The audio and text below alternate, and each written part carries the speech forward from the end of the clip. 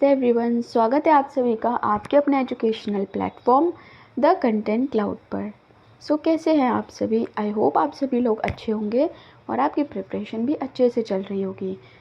जैसा कि हम सभी जानते हैं, शिक्षक भर्ती आपकी कभी भी आ सकती है और आपको प्रिपरेशन के लिए ज़्यादा टाइम नहीं मिल पाएगा। आप अपनी प्रिपरेशन अभी से ही अच्छे से करना शुरू कर दीजिए। ओके, अगर आप सभी को मेरी वॉइस धीमे सुनाई पड़ रही है तो आप अपनी डिवाइस का वॉल्यूम तेज़ कर लीजिए। ओके, क्योंकि हमें हो गया है कफ एंड कोल्ड, जिसकी वजह से वॉइस है स्लो। आप अपने डिवाइस का वॉल्यूम तेज़ कर लीजिए तो आपको मेरी आवाज़ अच्छे से सुनाई पड़ जाएगी। जैसा कि हम सभी सिलेबस पिछला डिस्कस कर चुके हैं, सिलेबस में आपका एक टॉपिक होता है, सब्जेक्ट होता है टीचिंग स्किल यानी शिक्षण कौशल। ओके, आपके इसमें से अच्छे मार्क्स बनते हैं और क्वेश्चन भी अच्छे खासे पूछे जाते हैं। आज इसी टॉपिक को लेकर, जैसा कि आपने जब आप डीएलएड या बीटीसी किया होगा तब आपने इसे पढ़ा होगा, ठीक है। एक बार फिर से आपको रिवाइज करा देते हैं कि जो भी शिक्षण प्रक्रिया होती है हमारी, उसमें शिक्षक के द्वारा प्रश्न पूछना, सहायक सामग्री का प्रदर्शन करना, ओके, उदाहरण प्रस्तुत करना और व्याख्यान देना, ये सारी ही चीज़ें करी जाती हैं, जिसके द्वारा वे अपने शिक्षण प्रक्रिया को या टीचिंग प्रोसेस को ईजी और एकदम इंटरेस्टिंग बना सकते हैं। और इसी सारे ही प्रोसेस को आपका शिक्षण कौशल या टीचिंग स्किल्स कहा जाता है। ओके, आज इसी टॉपिक से रिलेटेड आपके प्रश्न डिस्कस होंगे, तो आप देख लीजिएगा आपको कितने क्वेश्चन आते हैं और कितने क्वेश्चन आपके लिए न्यू हैं। विदाउट एनी डिले चलिए वीडियो को शुरू करते हैं। अगर आप अभी तक चैनल पर न्यू हैं तो चैनल से जुड़ना बिल्कुल मत भूलिएगा और सुपर टेट की प्लेलिस्ट अवेलेबल है, आप उसे देख लीजिएगा। ओके, बढ़ते हैं अपने क्वेश्चन नंबर 1 की ओर। आधुनिक शिक्षा प्रणाली क्या है? प्रश्न है आपका कि आधुनिक शिक्षा प्रणाली क्या है, आपको बताना है। ऑप्शंस हैं पाठ्यक्रम केंद्रित, बाल केंद्रित, किताबी या फिर शिक्षक केंद्रित। करेक्ट ऑप्शन क्या होगा आपको बताना है। करेक्ट ऑप्शन हो जाएगा आपका सेकंड वाला, बाल केंद्रित। ओके, बाल केंद्रित आपका सही हो जाएगा। हमारी शिक्षा प्रणाली में हम जो भी स्टेप्स लेते हैं वो हमेशा बच्चों को, स्टूडेंट्स को ध्यान में रख के लेते हैं। ओके, ना कि सिलेबस, बुक्स या फिर टीचर पर फोकस करके।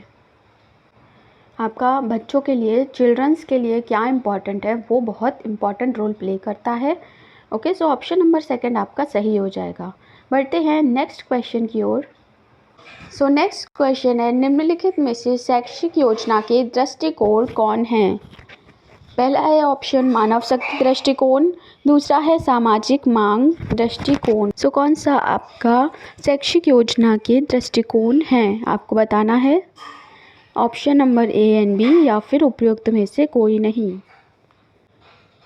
अगर बात करें शैक्षिक योजना की, तो आपकी यह समाज की आवश्यकताओं को पूरा करने के लिए, शिक्षा को अधिक इंटरेस्टिंग और इफ़ेक्टिव बनाने के लिए कुछ शैक्षिक विकास की प्रक्रिया होती है। ओके, जो व्यवस्थित रूप से विश्लेषण करता है, उसे आपका शैक्षिक योजना कहते हैं।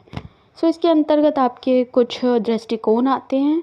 ओके, इसके अंतर्गत आपके 3 दृष्टिकोण आते हैं मुख्य रूप से। पहला आता है श्रम शक्ति दृष्टिकोण, दूसरा हो जाता है मानव शक्ति दृष्टिकोण और थर्ड हो जाता है सामाजिक मांग दृष्टिकोण। यहाँ आपका करेक्ट ऑप्शन हो जाएगा थर्ड वाला, ए एंड बी दोनों। ओके, बढ़ते हैं अगले प्रश्न की ओर। थर्ड आपका करेक्ट आंसर हो जाएगा। अगला प्रश्न है, वैज्ञानिक अवधारणाओं को पढ़ाने की कौन सी विधि सर्वाधिक कम प्रभावी होगी?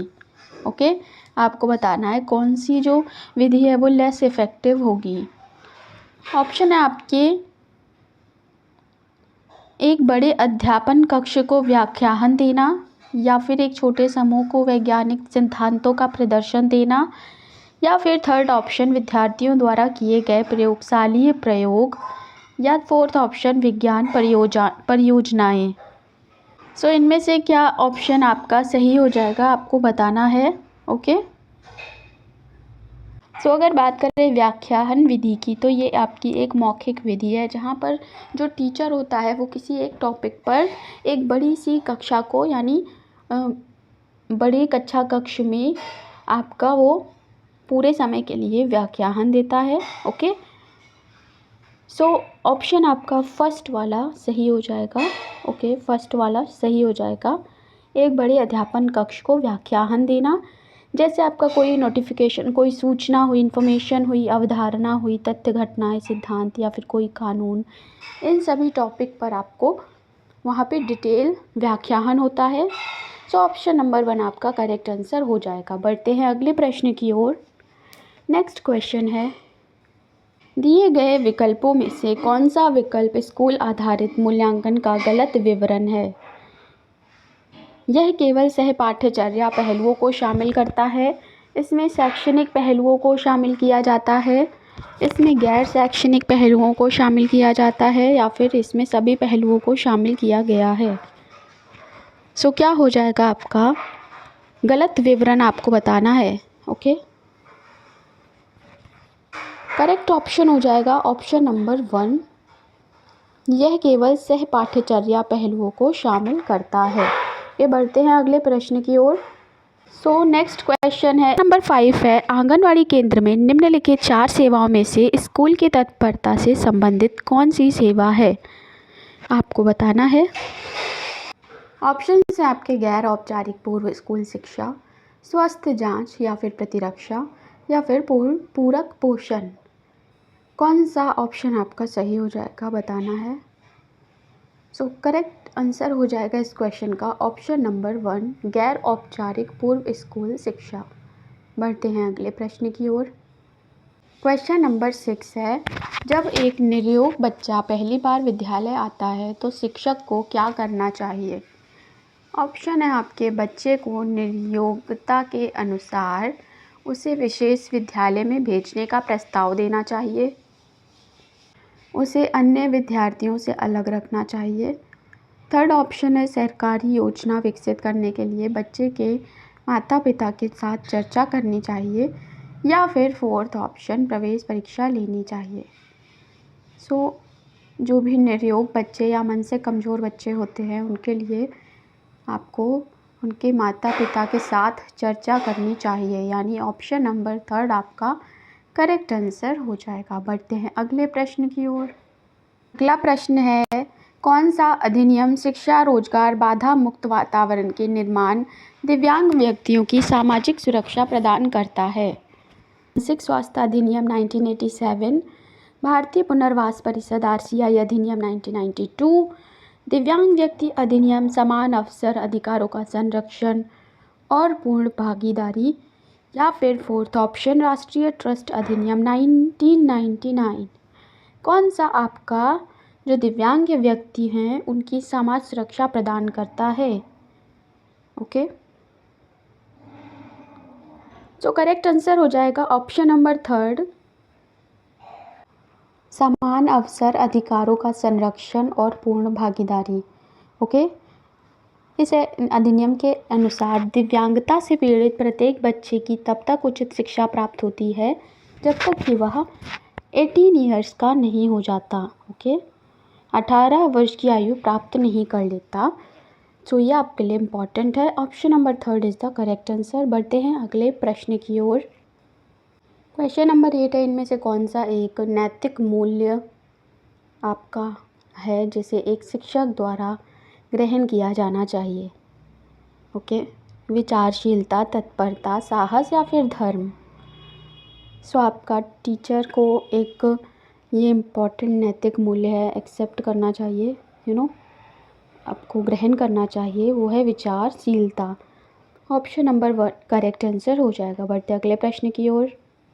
अगला प्रश्न है कि व्याख्यान विधि एक लाभ है कि इससे समस्या सुलझाने को सुगम बनाता है, विद्यार्थियों में उच्च अभिग्रहता होती है, या फिर एक लघु अवधि में तथ्यात्मक सूचना का बड़ा भाग प्रकट करता है, या फिर उपयुक्त सभी। व्याख्यान विधि का क्या एक प्रॉफिट है, आपको बताना है। अगर आप सभी ऑप्शन नंबर 4 मार रहे हैं टिक, तो आपका गलत आंसर है, क्योंकि हमेशा आपका उपयुक्त सभी सही नहीं होता। करेक्ट आंसर हो जाएगा ऑप्शन नंबर 3, एक लघु अवधि में तथ्यात्मक सूचना का बड़ा भाग प्रकट करता है। राइट। अगर आपने अभी तक सुपर टेट 2024 का स्ट्रैटेजी वीडियो नहीं देखा है तो आप ज़रूर देखिएगा, आपको आपकी जो भी प्रिपरेशन है थ्रू आउट उसमें हेल्प मिलेगी। बढ़ते हैं अगले प्रश्न की ओर। क्वेश्चन नंबर 10 है कि 7 वर्ष का छात्र कक्षा स्तर के अकॉर्डिंग पढ़ने में असमर्थ है, शिक्षक को क्या करना चाहिए। यानी वो 7th क्लास में है, मगर उसको 7th क्लास का सिलेबस बहुत टफ लग रहा है, वो उसको पढ़ने में असमर्थ है, तो टीचर को क्या करना चाहिए। पहला, उसे निचले स्तर की कक्षा अभ्यास कार्य देना चाहिए। दूसरा, अभिभावकों को सूचित करना चाहिए। थर्ड, उसी कक्षा में रोके रखना चाहिए। या फिर फोर्थ, विशेषज्ञ की मदद से इसका कारण जानने की कोशिश करनी चाहिए। ओके। आप सभी को क्या लगता है क्या करना चाहिए ऐसे स्टूडेंट्स के साथ एज अ टीचर। आप किसी भी सिचुएशन को फर्स्ट, सेकंड, थर्ड को एक्सेप्ट कर आप अपना जो अपनी तरफ से ऐसे गैर जिम्मेदाराना हरकत नहीं कर सकते हैं। आपको करेक्ट ऑप्शन होगा 4th वाला, उसे बाय हुक और बाय क्रूक आपको उसका सॉल्यूशन निकालना चाहिए, यानी विशेषज्ञों की हेल्प से इसका कारण जाने और कोशिश करनी चाहिए कि उसका जो भी मामला है वो शॉर्ट आउट हो जाए। ओके, उसको सॉल्यूशन उसका मिल जाए, प्रॉब्लम का पता चल जाए। राइट। बढ़ते हैं इसी के साथ अपने अगले प्रश्न की ओर। और नेक्स्ट क्वेश्चन है बहुत सख्त लेकिन प्रभावी शिक्षक वर्ग के मूल्यांकन परिणाम औसत से नीचे होते हैं। इस वर्ग में शिक्षार्थियों को प्रभावित करने वाला कारक क्या है। विषय की जटिलता, शिक्षार्थियों की बोरियत, ओके, या फिर शिक्षक और शिक्षार्थियों के बीच संबंध, या फिर आपका नई सामग्री और पुरानी सामग्री के बीच संबंध स्पष्ट नहीं होना। ओके। क्या होगा ऑप्शन करेक्ट। विषय की जटिलता, या फिर वो आज भी 1995 के अपने नोट्स पढ़ा रहे हैं क्लास में, या फिर शिक्षक और शिक्षार्थियों के बीच में कोई अंडरस्टैंडिंग ही नहीं है, या फिर नई सामग्री और पुरानी सामग्री के बीच में उन्हें खुद ही डिफरेंस स्पष्ट नहीं है। क्या होगा आपका करेक्ट आंसर। करेक्ट आंसर हो जाएगा ऑप्शन नंबर 3, ओके, शिक्षक और शिक्षार्थी के बीच में संबंध। बढ़ते हैं अगले प्रश्न की ओर। क्वेश्चन का आंसर हो जाएगा 3rd ऑप्शन। क्वेश्चन नंबर 13 है Indian association of the cultivation of science कहाँ स्थित है। चंडीगढ़, मुंबई, बेंगलोर या फिर कोलकाता, कहाँ पर स्थित है। The cultivation of science, Indian association of the cultivation of science. Correct answer हो जाएगा ऑप्शन नंबर 4। बढ़ते हैं अगले प्रश्न की ओर। नेक्स्ट आपका क्वेश्चन है छात्रों के दृष्टिकोण को बदलने के लिए शिक्षकों को निम्नलिखित में से किस तरीके का उपयोग नहीं करना चाहिए। बल प्रयोग, यानी बल प्रयोग प्रतिपादन, विचार या कारण की पुनरावृत्ति, किसी प्रशंसित व्यक्ति द्वारा समर्थन, या फिर एक अच्छी भावना के साथ संदेश का संपर्क। क्या नहीं करना चाहिए बताना है। करेक्ट आंसर हो जाएगा आपका ऑप्शन नंबर 1, बल प्रयोग प्रतिपादन। ओके। शिक्षक छात्रों के दृष्टिकोण को बदलने की डिफरेंट तरीके हैं। ओके, जैसे उसे अपने विचार को याद दिलाते रहना चाहिए, उन्हें प्रेरित करने के लिए एक प्रशंसित व्यक्ति की मदद ली जा सकती है, उसे हमेशा छात्रों के साथ अपने संदेश को प्रभावी ढंग से जोड़ना चाहिए। ओके, लेकिन आपको बल प्रयोग प्रतिपादन नहीं करना चाहिए। यह आपके लिए मोस्ट इम्पॉर्टेंट है। अगला सवाल है, एक समावेशी कक्षा में आपका डैश पर जोर दिया जाना चाहिए। ओके, अविभेदी समरूप निर्देशों पर, सामाजिक पहचान के आधार पर छात्रों के अलगाव पर, या फिर हर बच्चे के सामर्थ्य को अधिकतम करने के लिए अवसर प्रदान करना, या आपका प्रदर्शन अभिमुखी लक्ष्यों पर। क्या होगा correct answer? So correct answer हो जाएगा हर बच्चे के सामर्थ्य को अधिकतम करने के लिए अवसर प्रदान करना।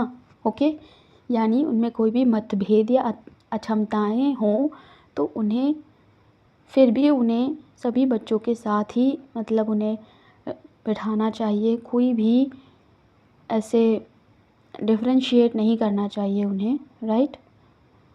So third option correct answer हो जाएगा। बढ़ते हैं अगले प्रश्न की ओर।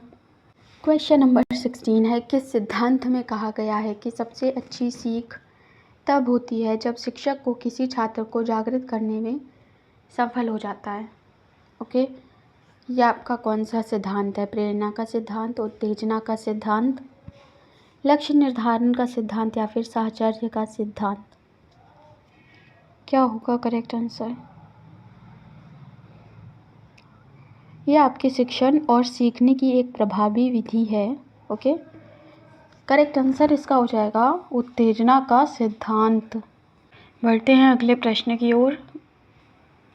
नेक्स्ट क्वेश्चन है, भारत में शिक्षा के विकास पर सर्वेक्षण करने के लिए ब्रिटिश सरकार ने किस समिति को नियुक्त किया था? Okay, Chatfield commission, Floud commission, Butler commission, या फिर हार्टॉग कमीशन?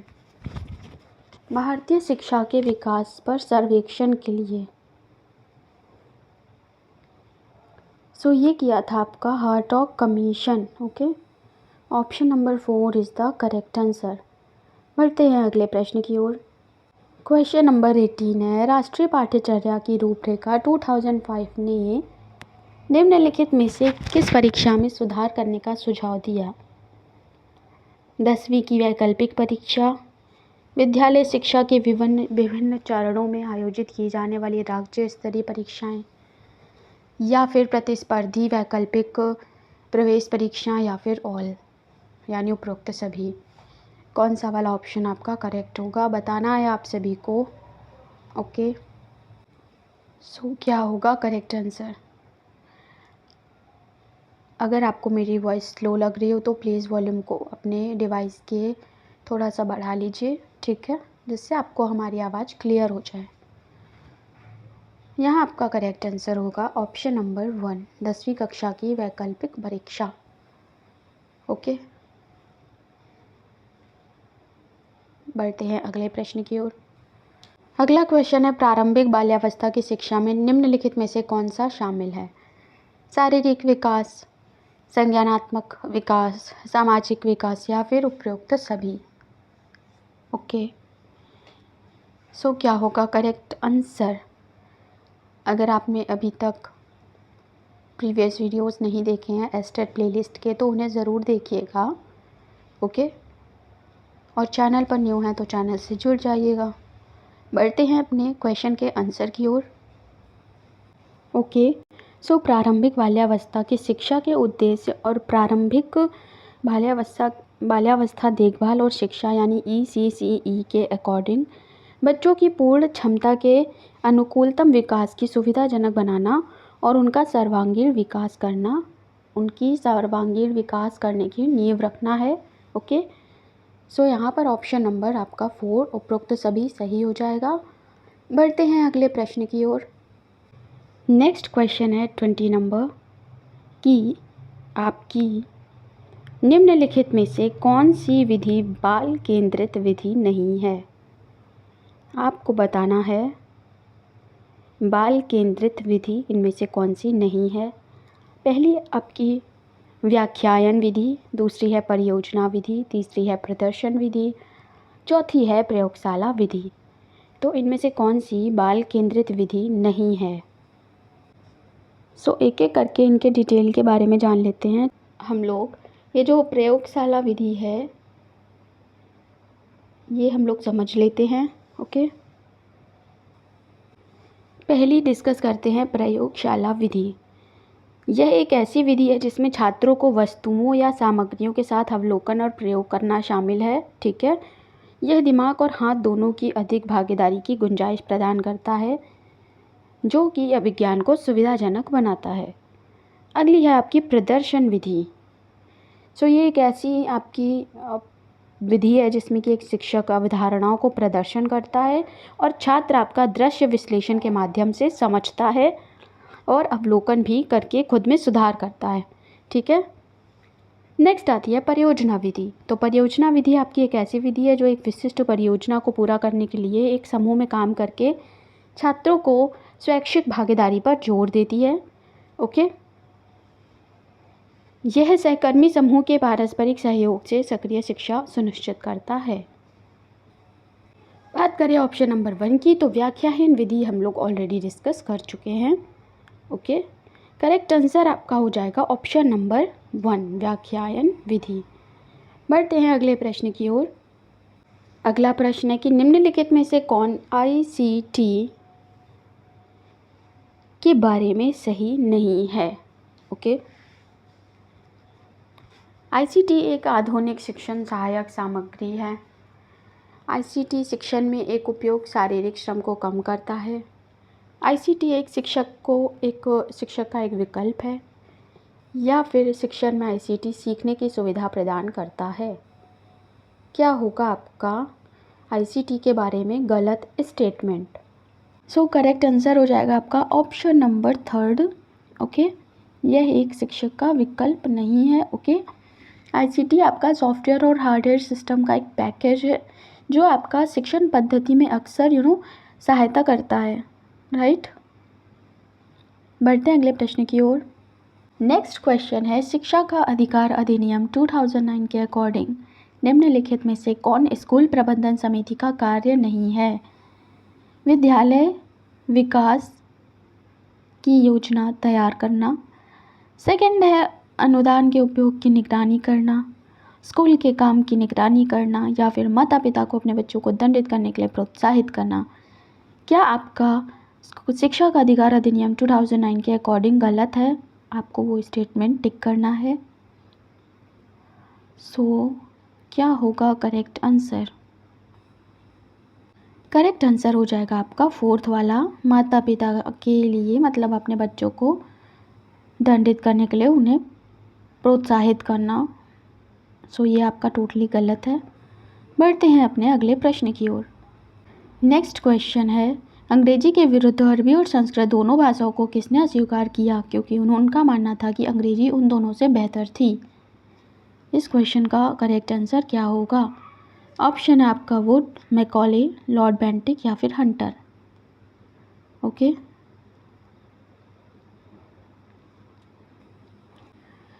करेक्ट आंसर हो जाएगा आपका option number 2, Lord Macaulay.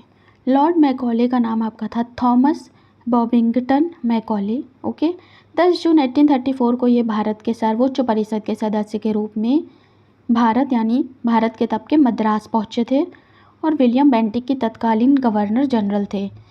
Okay, William Bentinck तब के गवर्नर जनरल थे और 1838 की शुरुआत में इंग्लैंड लौट आए थे। वह अपना लेखन करियर फिर भी शुरू किया। इस प्रकार मैकॉले भारत में थे, केवल 4 वर्षों के लिए थे, लेकिन वह लाखों भारतीयों के जीवन को हमेशा के लिए प्रभावित करने वाले थे। ये वहाँ पर मौजूद सिर्फ 4 महीने के लिए 4 ईयर के लिए थे, लेकिन उन्होंने अपने इस थिंकिंग से, इस थॉट से सारे ही भारतीयों का जीवन प्रभावित किया। ये था आपका लॉर्ड मैकॉले के बारे में। बढ़ते हैं अपने अगले प्रश्न की ओर। नेक्स्ट क्वेश्चन है कि विशेष शिक्षा के लिए प्रशिक्षण पाठ्यक्रमों को कौन विनियमित करता है? ओके, राष्ट्रीय अध्यापक शिक्षा परिषद या फिर राष्ट्रीय शैक्षिक अनुसंधान और प्रशिक्षण परिषद या फिर आपका सामाजिक रक्षा मंत्रालय या ऑप्शन नंबर 4 भारतीय पुनर्वास परिषद।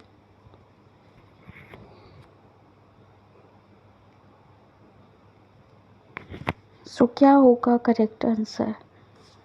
ऑप्शन नंबर जो 4 है आपका भारतीय पुनर्वास परिषद, ये सही हो जाएगा। ओके, सो इसे आपका आमतौर पर RCI के रूप में जाना जाता है। यह सरकार का एक वैधानिक निकाय है जहां विकलांग, वंचित और विशेष बच्चों की शिक्षा के लिए प्रशिक्षण कार्यक्रम और जो उनका सिलेबस है वो नियंत्रित किया जाता है। बढ़ते हैं अपने अगले प्रश्न की ओर। अगला क्वेश्चन है 25 नंबर की कक्षा 4 का एक छात्र अर्जुन संख्या प्रणाली में संबंधित सभी प्रश्नों का उत्तर मौखिक रूप से दे सकता है, लेकिन वह संख्या प्रणाली के आधार पर समस्याओं का समाधान लिखते समय गलतियां करता है। उसके लेखन में त्रुटियों को दूर करने के लिए सबसे बेहतर उपचारात्मक रणनीति कौन सी है? पहला है आपका गणितीय अवधारणाओं के साथ वास्तविक जीवन के अनुभवों को संबंधित करना। नेक्स्ट है रिक्त अंतराल को पूरा करने के लिए आंशिक रूप से हल की गई समस्याओं के साथ एक कार्यपत्र प्रदान करना। अगला है आपका कि प्रणाली की समस्याओं को हल करना। ओके, हल करने से एक से अधिक तरीकों को सिखाना। या फोर्थ ऑप्शन कि उसे 10 अभ्यास परीक्षण देना। क्या होगा करेक्ट आंसर? सो आपका करेक्ट आंसर हो जाएगा सेकंड वाला ऑप्शन। ओके, रिक्त अंतराल को पूरा करने के लिए आंशिक रूप से हल की गई समस्याओं के साथ उसे एक कार्यपत्र प्रदान करना। ओके, बढ़ते हैं अगले प्रश्न की ओर।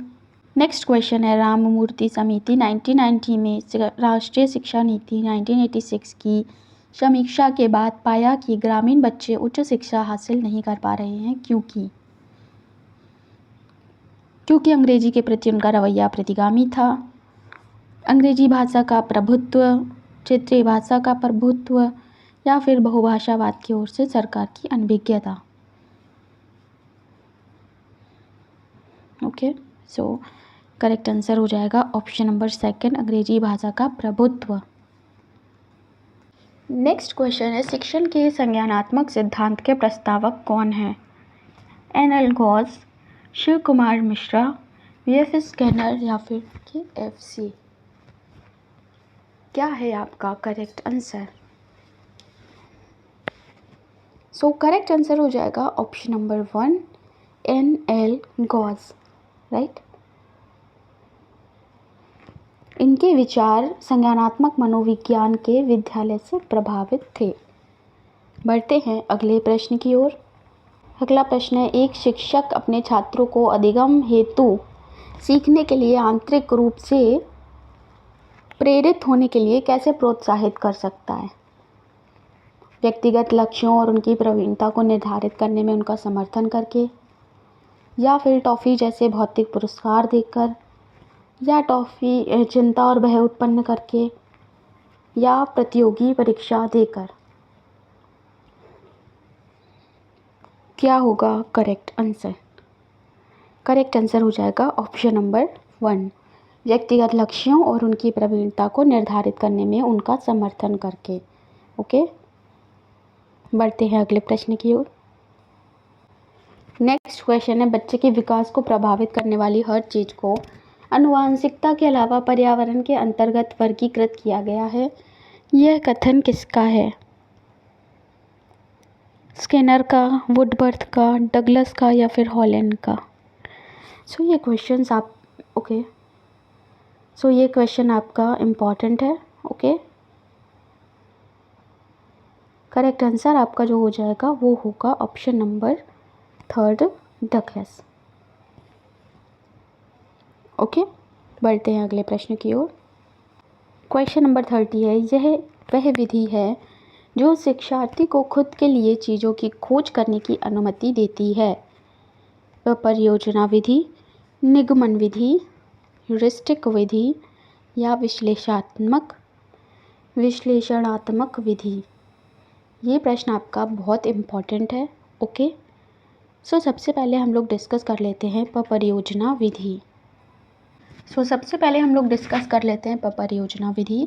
ओके, यह आपके शिक्षण की एक परियोजना पद्धति है जिसके अकॉर्डिंग जिसमें पाठ्यक्रम सामग्री जो होती है वो बच्चे के दृष्टिकोण से देखी जाती है और उसका वास्तविक जीवन के साथ उसकी स्थितियां और व्यवहार के अनुभवों को भी संदर्भ से उसकी ज़रूरतों और रुचि को संबंधित करता है।